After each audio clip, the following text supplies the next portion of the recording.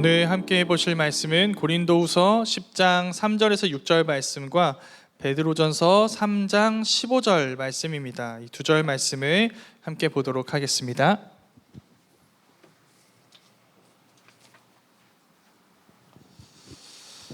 고린도후서 10장 3절에서 6절 말씀과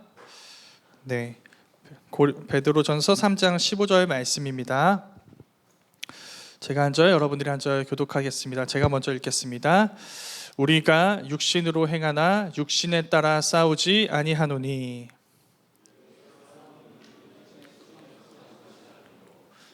모든 견고한 진도 무너뜨리는 하나님의 능력이라. 모든 이론을 무너뜨리며 하나님 아는 것을 대적하여 높아진 것을 다 무너뜨리고 모든 생각을 사로잡아 그리스도에게 복종하게 하니 온전하게 될 때에 모든 복종하지 아니한 것을 벌하려고 준비하는 중에 있노라. 베드로전서 3장 15절을 우리 함께 한 목소리로 읽겠습니다. 시작. 너희 마음에 그리스도를 주로 삼아 거룩하게 하고 너희 속에 있는 소망에 관한 이유를 묻는 자에게는 대답한 것을 항상 준비하되 온유와 두려움으로 하고. 아멘.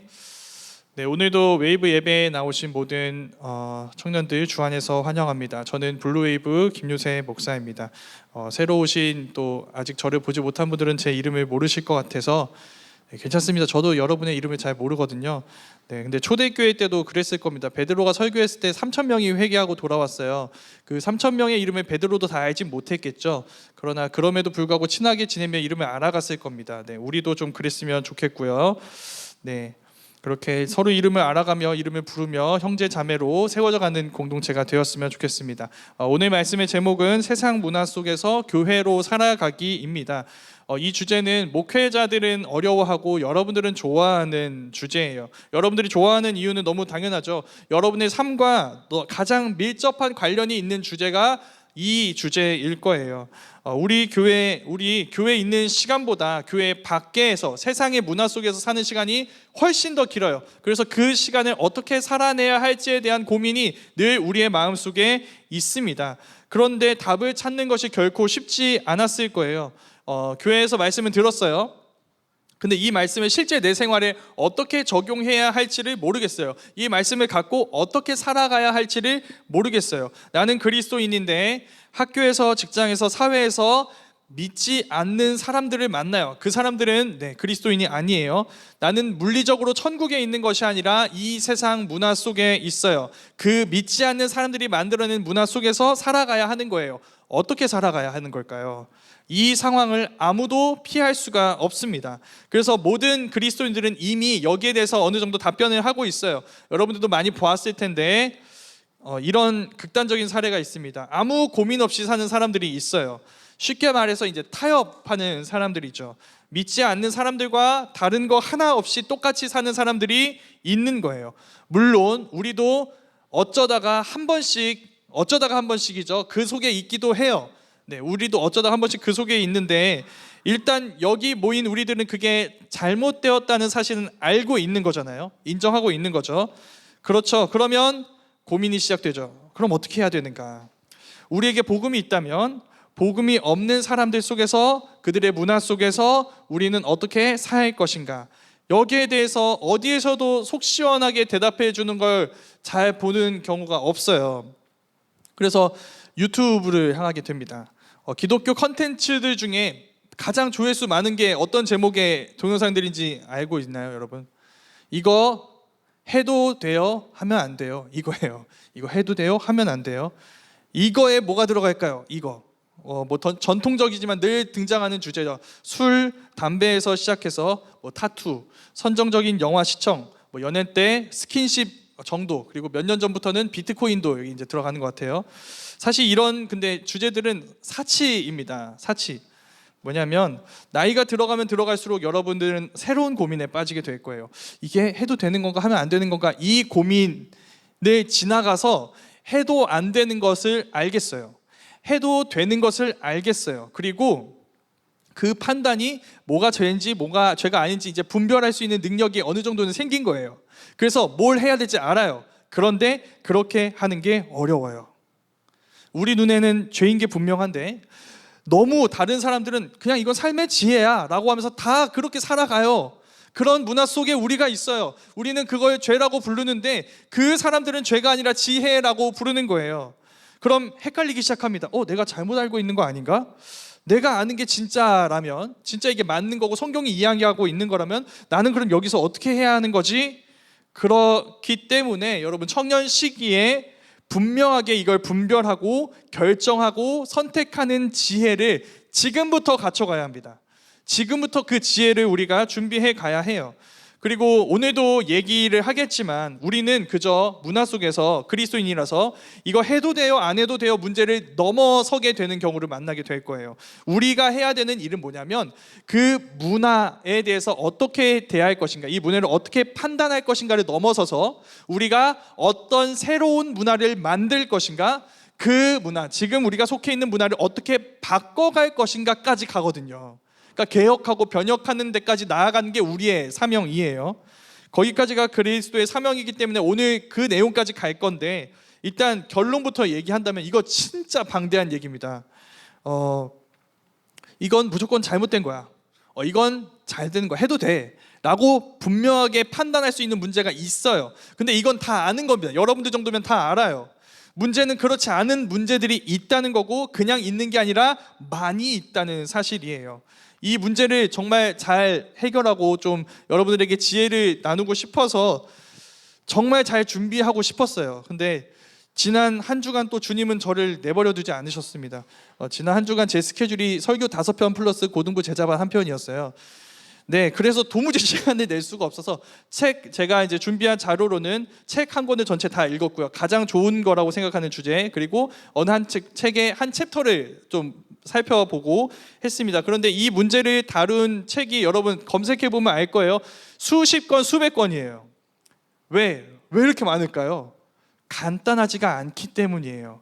간단하지가 않아요. 우리와 우리의 삶이 단순하지 않아서 그 답도 결코 단순하지 않아요.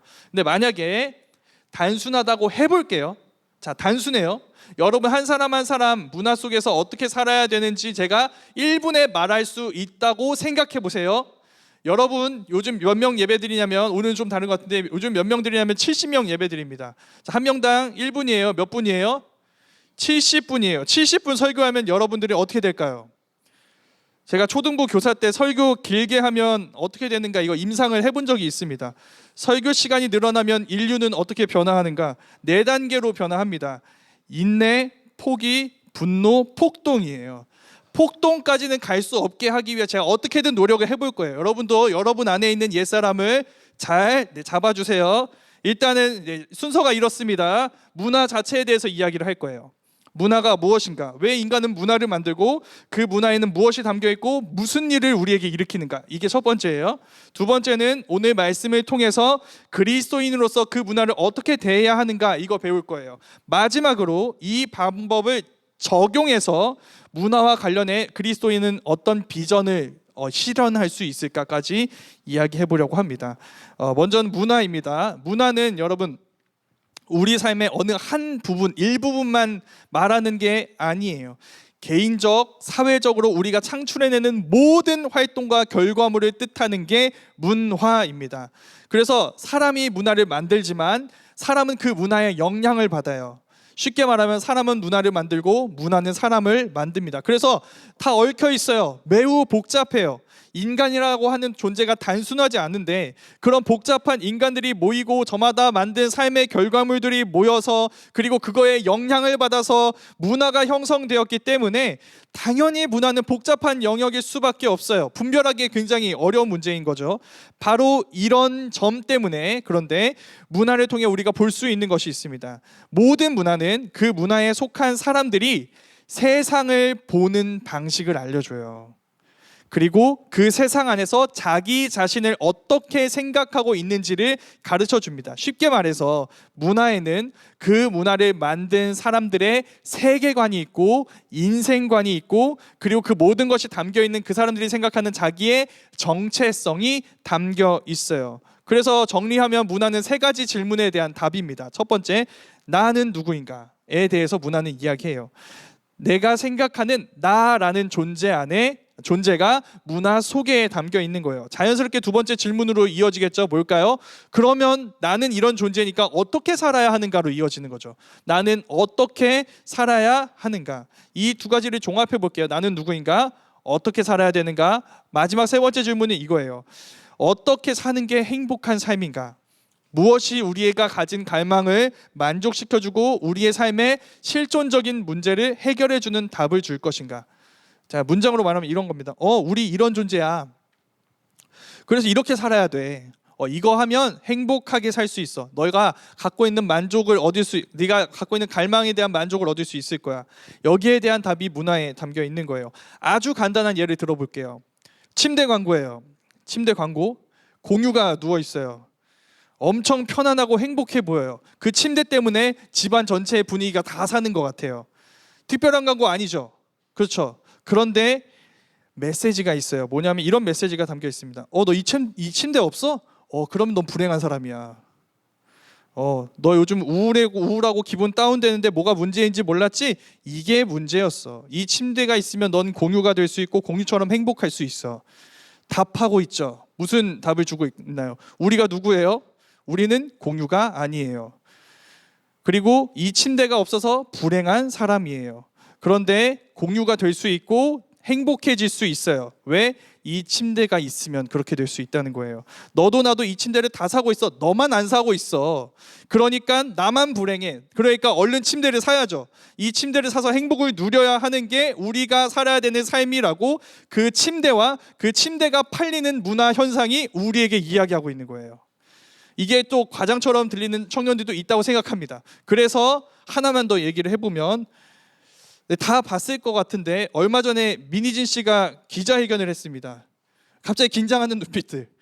목사님 어느 편이에요? 이런 거죠. 네, 그 얘기는 안 할 거예요. 그 얘기 안심하세요. 제가 하고 싶은 말은 이겁니다. 자, 그 기자회견 때문에 가장 큰 이득을 본 사람이 누군지 아세요? 민희진 씨가 쓰고 나온 모자와 옷 판매하시는 분들이 이득을 얻었습니다. 왜냐하면 나오자마자 완판됐어요. 이상하죠? 왜 완판됐을까요? 민희진 씨 꾸미고 나온 게 아니에요. 그냥 쓰고 그냥 입고 나왔어요. 그런 화려하지 않거든요. 그렇게 비싼 옷도 아니에요. 그런데 그 모자를 산 이유가 있죠. 왜? 저 모자와 옷이 있다면 내가 저 민희진 현상 속에 들어가 민희진과 조금이라도 닮은 것을 갖게 되고 그렇게 되면 내 답답한 이 현실에 해결하는 어떤 시원한 답의 일부분이라도 찾을 수 있지 않을까. 그게 아니라면 저것도 찾았다는 느낌이라도 느낄 수 있지 않을까라는 것을 기대하고 사는 거예요. 그게 문화고 여러분 그게 인간입니다. 이렇게 문화를 따라가면 문화가 얘기하는 답을 받아들이면 우리가 행복해질 수 있을 거라고 생각해요. 여러분 생각은 어떤가요? 우리가 누구인지를 찾고 우리의 갈망과 문제에 대한 답을 찾고 그래서 우리는 행복할 수 있다고 생각하는 거예요. 여기에 대해서 여러분은 어떻게 생각하시나요? 만약에 그랬다면 여러분 문화가 이렇게 다양해지지는 않았을 거예요. 그냥 그 답을 찾은 문화를 계속 유지하면 되는 거 아닌가요? 그걸로 행복할 수 있잖아요. 그걸로 우리가 누구인지 찾을 수 있잖아요. 그런데 이번에도 답이 아니었어.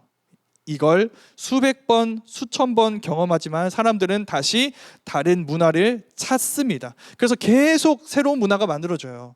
이전의 문화가 사라지고 또 문화가 달라지고 또 이 새로운 문화가 또 사라지고 또 새로운 문화가 계속 나오는 이런 일들이 계속 일어나는 거예요. 왜? 답을 찾지 못하니까. 어디서부터 잘못된 걸까? 그 이야기는 우리가 잘 아는 그 이야기부터 시작됩니다. 창세기 1장에서 하나님이 그분의 말씀으로 아무것도 없는 상태에서 온갖 좋은 것들을 창조하세요. 그 최고의 작품은 마지막에 하나님의 형상으로 지음받은 사람입니다. 하나님의 형상이라서 사람은 하나님을 닮았어요. 피조물로서는 유일하게 이 세상을 만들어가는 하나님의 일에 참여하죠. 말씀으로 창조하신 하나님을 따라서 사람은 말을 할 수 있어요. 뭔가를 만들어내요. 모든 동식물들이 사람이 부르는 그 이름으로 불리게 되는 거죠. 그 중에 최고가 우리가 보통 결혼식 때 많이 나누는 말씀인데 아담이 하와를 처음 보고 한 이야기입니다. 기억하죠? 무슨 말인지 기억할 거예요. 이게 여러분 말이 이 첫 번째 말이죠. 인류가 다른 인류에게 했던 첫 번째 말인데 이게 장르가 시예요. 노래거든요. 제가 이걸 직역해 볼게요. 자, 하와가 앞에 있어요. 이것은 지금부터 뼈, 내 뼈 중에, 살, 내 살 중에 이것을 부를 것이다. 여자라고, 즉 남자에게서 취했으니 이것을. 자, 총 13단어입니다. 이걸 왜 시라고 했냐면 처음 7번째 단어, 중간 단어예요. 중간 단어, 그리고 마지막 단어가 다 이것이에요. 의도적으로 배치를 해놓은 거예요. 자, 이것이 가리키는 게 뭘까요? 앞에 있는 하와예요. 여자예요. 그럼 이 시의 메시지가 뭘까요? 남자분들 이거 뭘까요? 남자의 처음, 중간, 끝은 여자라는 뜻이에요. 왜 분위기가 이런 노래 제목도 여러분 알죠? 내 세상은 너로 가득해. 전부 너였다. 이거 있잖아요. 네, 이런 기도 제목은 아니죠. 이런 노래 제목들이 다 어떤 패러디예요? 아담이 하와에게 했던 말의 패러디예요. 이게 연애시의 원조고요. 사람이 사람에게 했던 첫 번째 말이고요. 우리는 그런 아담의 후손이기 때문에 여전히 가요에는 이런 사랑 노래가 가득한 거예요. 지금 사람이 무엇을 한 걸까요? 너와 나의 관계를 규정했죠. 사랑이라는 문화를 만들어줬어요. 그 문화가 말하는 사랑이 뭔지를 하와에게 알려줬죠. 너는 내 뼈 중에 뼈, 살 중에 살. 너와 나는 한 몸이야. 이 문화를 만들어주고 알려줬잖아요. 그런데 이게 하나님의 사랑과 일치해요. 하나님이 우리를 자기 몸처럼 사랑하셨잖아요. 그래서 아담이 하와를 하나님이 원하시는 뜻대로 하나님의 사랑을 닮은 그 사랑으로 지금 문화를 만들고 그 문화의 메시지를 하와에게 들려주고 이게 우리의 관계야, 이게 우리의 존재야, 우리는 사랑할 때 행복을 누릴 수 있어 라고 이야기했던 거예요. 이유가 뭘까요? 하나님의 형상이기 때문이에요. 이렇게 사람은 창조주 하나님의 형상이라서 하나님을 드러내는 사회와 세상을 만듭니다. 생육하고 번성해서 자기와 같은 하나님의 형상인 사람들로 땅을 이렇게 채워가요. 그리고 그 사람들과 공동체를 이루죠. 하나님의 뜻이 이루어지는 공동체, 하나님이 원하시는 그 공동체를, 세상을 만들어 가는 거예요. 한마디로 뭘 만드는 거예요? 문화를 만드는 거예요. 하나님이 이거 명령하셨어요. 그래서 이 명령을 뭐라고 하냐면 문화명령이라고 부릅니다. 창조주 하나님의 형상답게 하나님의 영광을 드러내는 하나님 나라 문화를 만들어 가라. 그 문화 속에서 사람은 자기가 하나님의 형상이라는 것을 깨닫게 됩니다. 알게 되는 거죠. 아, 내가 문화 속에 있었더니 문화가 이렇게 얘기하네. 아, 나는 하나님의 형상이고 그러니까 서로를 이렇게 대해야 되는구나. 하나님의 형상답게 대하는 건 이런 거구나를 이 문화를 통해 알고 깨닫게 되는 것이죠. 이게 하나님의 디자인이었어요. 이 디자인이 망가집니다. 인간이 하나님을 거부해요. 그래서 사람이 가진 정체성이 뭐죠? 하나님의 형상이잖아요. 하나님을 거부하니까 뭘까지 거부하는 거예요? 자기 정체성까지 거부하는 거죠. 하나님의 형상이기를 거부하는 거예요. 그때부터 죄인이 된 이 사람들은 하나님의 영광을 드러내는 문화가 아니라 죄로 물든 자기 욕망을 드러내고 채우려는 문화, 그리고 그것으로 하나님의 영광을 왜곡하고 무너뜨리고 망가뜨리며 다른 것이 지배하는 문화를 만드는 일을 시작하게 된 거예요. 그 다른 것을 우리는 뭐라고 부르냐면 죄라고 부릅니다. 죄. 이게 사람들이 잘 모르는 게 있어요. 뭐냐면 선악과 따먹은 얘기 세상 사람들 비그리스도인들이 뭐라고 해석하냐면 이거야말로 계몽이다라고 이야기해요. 자유다. 왜? 신의 어떤 억압과 명령을 벗어났으니까 신의 권위를 지금 이 사람이 획득한 거다라고 해석을 해요.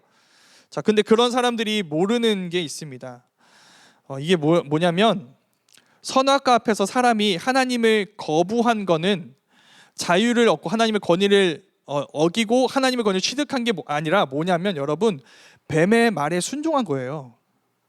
무슨 말인지 알겠어요? 뱀의 권위를 하나님의 권위로 인정한 거예요. 뱀을 하나님보다 지혜로운 존재로 여긴 거예요. 뱀을 하나님을 대체하는 걸로 만드는 거예요. 뱀이 온 우주의 지혜자보다 지혜롭다고 판단한 거예요. 그래서 뱀이 하나님보다 더욱 나의 문제를 해결해 줄 거라고 믿은 거예요. 내 생명을 만들고 내 코에 생기를 불어넣고 내 존재를 구성하신 하나님이 아니라 뱀이 나의 구원자라고 믿는 거예요. 이게 자유인가요? 이게 지혜로운 판단일까요? 그 뱀, 그 사탄의 뜻대로 그래서 온 세상을 가득 채운 하나님 흔적을 지우고 그런 하나님 없는 우리만의 문화를 만들 때 비로소 네가 너만의 세상, 너의 행복한 세상을 얻게 되는 거야. 그 세상이 바로 온 세상의 문화의 목표입니다. 하나님을 지우고 하나님을 대체할 만한 것들을 계속 만들어내고 하는 거예요. 그 목표를 따라간 결과가 지금 우리가 보고 있는 이 세상의 문화인 거예요. 거기엔 다 뭐가 있을까요? 하나님이 없어도 되는 이유들이 다 있어요.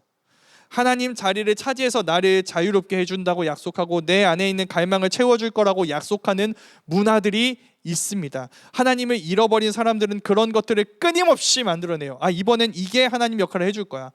이게 하나님 역할을 해줄 거야. 하나님 없어도 되는 이유가 되어줄 거야. 그 모든 하나님을 대신해 줄 것을 성경은 뭐라고 부르냐면 우상이라고 부릅니다. 이 세상의 모든 문화란 바로 이 우상을 만들어내고 그 우상을 숭배하는 방식이에요. 그리고 그것을 통해 나를 찾아내죠. 그리고 내 욕망을 채울 수 있다고 생각하죠. 내 문제를 극복해낼 수 있다고 생각해요. 이 문화를 여러분 만들어내지 않을 수가 없습니다. 왜 그럴까요? 하나님의 형상이라서 그래요. 우리는 우리 안에, 우리 영혼의 DNA 안에 하나님의 형상에 답게 문화를 만들어내는 유전자가 다 모두가 갖고 있어요. 그래서 그 문화를 만들어내야만 해요. 우리가 누구인지 표현해내야만 해요. 우리가 우리 정체성에 따라 우리의 세상을 만들어내야만 하는 거예요. 그래서 문화를 만들어내는데 그 모든 문화들은 저마다 파괴적인 요소를 갖고 있어요. 우리가 누군지 말해주고 그리고 우리에게 갖고 있는 문제들을 해결해주고 그 갈망들을 충족시켜 줄 거라고 믿는데 늘 문화는 그런 우리를 배신합니다. 왜 배신할까요? 너무 당연하죠. 하나님을 대신할 수 있는 게 아무것도 없기 때문이에요. 그런 것들로 만족하기에는 사람이 너무 고귀한 하나님의 형상입니다. 하나님의 형상은 그런 것들로 만족할 수가 없는 거예요. 그러면 어떻게 할까요? 더 문화에 매달리죠. 더 문화에 몰두해요. 새로운 문화를 찾고 또 새로운 문화를 찾고 또 새로운 문화를 찾아요. 더 자극적이라면, 더 짜릿하다면, 더 선정적이라면, 남들이 가지 못한 것을 내가 갖게 된다면, 또 심지어는 누군가의 인생을 망가뜨려서 내가 그 인생 위에 있는 그 인생을 주관하는 존재의 자리에 올라가게 된다면 비로소 내가 찾던 행복을 찾을 수 있을 거야. 내가 찾던 나라는 정체성을 회복하고 찾게 될 거야 라고 생각해서 그 사람들은 정체성을 찾으려고 끊임없이 몸부림치죠. 근데 몸부림치면 칠수록 어떻게 되냐면 그 사람은 누군가를 파괴하게 됩니다. 그리고 자기 자신의 인간성까지도 파괴하게 만들어요. 그리고 그렇게 죽어가는 것이죠. 나를 찾으려고 몸부림치지만 찾지 못해서, 만족을 얻으려고 몸부림치지만 만족을 얻지 못해서. 그런 세상이 찾던 답으로, 찾던 복음으로 오신 분이 바로 예수 그리스도예요. 예수님이 이 세상이 찾던 그 답이에요. 그러니까 그 사람들은 필사적으로 예수님을 찾고 있었어요. 근데 예수님이 예수님인 줄 모르죠. 다른 것을 계속 예수님 역할을 해주는 것들로 믿고 그것을 찾아갔던 거예요. 우리가 거부한 하나님을 예수님이 되찾아 주시고 그 하나님을 거부하는 죄 때문에 우리가 잃어버린 하나님의 형상이라는 정체성을 우리에게 되찾아 주시고, 그래서 마침내 우리가 갈망하고 그토록 원했던, 우리가 꿈꿨던 그 세상, 그 하나님 나라의 백성이 되게 하시는 분, 그분이 예수님이신 거예요. 그리고 그 나라 백성이 되게 하기 위해 우리 안에 먼저 해결되어야 되는 문제가 있죠. 죄와 죽음이라는 문제를 예수님이 해결하시고, 더 나아가, 이게 우리의 비전이에요. 더 나아가 그 하나님의 나라를 함께 만들어가는 자들로 우리를 부르시는 거예요. 그 예수님 안에서 모든 것이 달라지는 것이죠. 그래서 우리는 하나님 나라의 백성으로 이 세상을 살아가는 자들이 되는 거예요. 예수님 때문에. 그래서 조금 실망할지 모르겠지만 이게 첫 번째 질문에 대한 답입니다. 우리의 모든 이거 해도 돼요? 하면 안 돼요? 라는 이 질문에 대한 대답은 이거예요. 하나님의 백성답게 해야 할 때가 있고요, 하지 말아야 될 때가 있어요. 그래서 하나로 얘기할 수가 없는 거예요. 그럼 무엇이 하나님의 백성다운 건가요? 그거는 하나님의 나라의 새 계명을 따라 하는 겁니다. 그럼 그 하나님 나라의 새 계명은 무엇인가요? 하나님 사랑, 이웃 사랑이에요. 여러분이 해도 되는지 안 해도 되는지 결정하는 기준이 뭔가요? 그게 하나님을 사랑하는 방식이고 이웃을 사랑하는 방식인가요? 이 질문 앞에 서봐야 된다는 거예요. 그게 우리가 서야 하는 기준입니다. 여러분이 하나님을 사랑해서 평소에는 하지 않았지만 뭔가를 해야 하는 순간들이 올 거예요. 그 질문 앞에서 평소 내 대답은 이건데 그렇게 하지 말아야 되는 순간들이 있는 것이죠.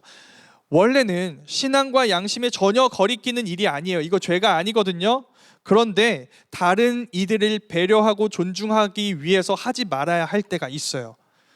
그러니까 이걸 하나로 무자르듯이 이건 해도 돼, 이건 하면 안 돼, 이렇게 얘기할 수가 없다는 거예요. 이 모든 복잡한 기준들의 모델이 되는 분이 예수님이에요. 여러분, 예수님이 죄인들과 함께 하셨습니다. 그런데요, 죄인들의 그 죄를 따라가지는 않으셨어요. 예수님은 그들을 사랑하셨습니다. 그래서 그들의 죄에 반대하셨어요. 그런데 거기서 더 멈추지 않고 나아가셨죠. 반대한 것에서 멈추신 게 아니라 그들의 죄에서 건져내기 위해서, 그들이 살고 있는 그들의 세상, 이 세상의 문화 속에서 빠져나와 하나님 나라의 문화를 누리고 그 나라의 백성으로 살아가게 하시는 그 일을 행하셨던 거예요. 그래서 그들에게는 그들이 스스로 해결할 수 없는 죄의 문제를 해결하시고 그들에게는 없는 의를 주셨죠. 그래서 예수님만 누릴 수 있는 하나님의 나라를 그들도 누리게 하신 거예요. 아주 간단하게 말해서 이 세상 문화 속에서 교회답게 살아가는 방법이 뭘까요? 예수님처럼 하는 거예요. 우리가 예수님이 옳다고 믿는다면 그저 우리 한 사람 한 사람의 삶의 자리에서 해도 되고 하면 안 되는 것들을 고민하는 데서 멈추지 않을 거예요. 우리는 이 세상을 변화시켜 갈 겁니다. 이 세상의 문화에 맞서서 하나님 나라의 새로운 문화를 세워가게 될 거예요. 예수님이 이미 그 나라를 시작하셨어요. 그 나라에서만 세워질 수 있는 문화들이 있어요. 그 문화를 세워가며 이 세상에 위협적인 사람들이 돼요. 이 세상이 감당하지 못하는 사람으로 우리는 살아가게 되는 것이죠. 거기까지 나아가는 거예요. 그 전략이 오늘 말씀의 이야기입니다. 오늘 말씀에서 바울이 자기 사명을 뭐라고 이야기하냐면 이렇게 이야기해요. 이 세상에 속한 문화가 아니라 모든 견고해 보이는 그 모든 것들을 다 하나님의 능력으로 무너뜨려서, 이 우상 숭배의 문화를 무너뜨려서 그들이 그리스도께 복종하게 하는 일을 하는 거예요. 어떻게 할까요? 그걸 베드로전서에서 이야기하는 거예요. 3장 15절에서 베드로는 이렇게 얘기해요. 우리 믿는 사람들이 받는 질문들이 있고 그 질문에 대해 우리의 소망이 무엇인지 대답할 준비를 하라는 거예요. 왜 대답할 준비를 해야 할까요? 묻는 자들이 있어요. 우리가 가진 소망의 이유를 질문하는 자들이 있기 때문이죠. 왜 질문할까요? 그들의 문화가 답을 주지 못했기 때문이에요. 찾지 못했기 때문이죠. 그때 사람들은 우리에게 물어봅니다. 우리에게 있는 소망에 대해 물어보죠. 그때 대답하는 우리의 자세는 무엇인가요? 존중이에요. 존중. 온유함과 두려움으로 우리는 우리 안에 있는 소망의 이유를 그들에게 말해줄 수 있는 사람이 되어야 하는 거예요. 우리는 그들을 죽이기 위해서가 아니라 그들을 살리기 위해서, 그들을 미워하기 때문이 아니라 사랑하기 때문에 적극적으로 우리가 가진 소망의 이유들을, 그 복음을 전해야 하는 것이죠. 그 복음으로만 만들어질 수 있는 문화를 보여주고 이게 어떻게 가능해? 라고 묻는 이들에게 그 이유는 복음이야 라고 말해주는 사람들이 되는 것이죠. 그래서 그 복음이 만들어내는 문화를 만들어내는 게 우리의 비전인데 이게 오늘 말씀의 결론이 될 겁니다. 4단계가 있어요. 4단계. 첫 번째는 관찰하기예요. 여러분 문화 속에 들어가면은 일단 여러분을 둘러싼 문화가 무엇인지, 뭐라고 얘기하는지 할 수 있는 한 충분히 관찰하셔야 돼요. 충분히 들으셔야 돼요. 그리고 그냥 외면을 보는 게 아니라 내면을 봐야 되는데 이렇게 보는 거예요. 왜 이 문화가 만들어졌는가? 이 문화는 무엇을 위해 만들어졌는가? 그리고 이 문화는 우리에게 뭘 약속하고 있고 또 뭘 충족시켜 줄 거라고 이야기해 주는가? 우리의 문제를 어떻게 해결해 줄 거라고 말하는가? 이게 첫 번째 관찰하기 단계예요. 첫 번째 관찰해야 돼요. 두 번째는 탐색하기입니다. 탐색하기. 이건 뭐냐면 그 약속과 다른 현실을 보는 거예요. 이게 우리의 갈망을 충족시켜 준다고 약속했어요. 우리의 이 문제를 해결해 준다고 약속했어요. 그런데 그것이 우리에게서 빼앗아 가는 것들이 있습니다. 예를 들어 볼게요. 페이스북에 릴스라는 게 있습니다. 옛날 사람인가요? 페이스북 하면? 네. 어쨌든 릴스라는 게 있어요. 네, 있다고 생각해 주세요. 이게 되게 짧은 영상이에요. 동영상 되게 길잖아요. 몇 분 나오는 게 아니라 이건 몇 초가 되는데 이 짧은 부분으로 제일 재밌는 부분을 이렇게 모아놓은 거야. 그래서 릴스를 만든 용도가 뭘까요? 너 시간 뺏지 않을게. 빨리 이거 보고 그냥 즐기면 돼. 그리고 빨리 나가서 네가 하고 싶은 일을 하면 돼.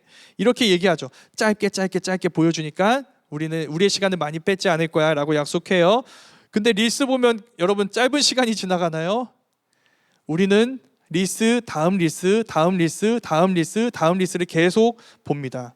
더 웃긴 거, 더 재밌는 거 그걸 찾으면서 그 약속과 다른 많은 시간을 보내게 되는 거죠. 여기에 탐색하기의 원리가 있어요. 그게 뭐냐면 문화는 우리에게 약속한 것을 배신합니다. 그러니까 그 약속하는 것이 무엇인지를 봐야 되는 거예요.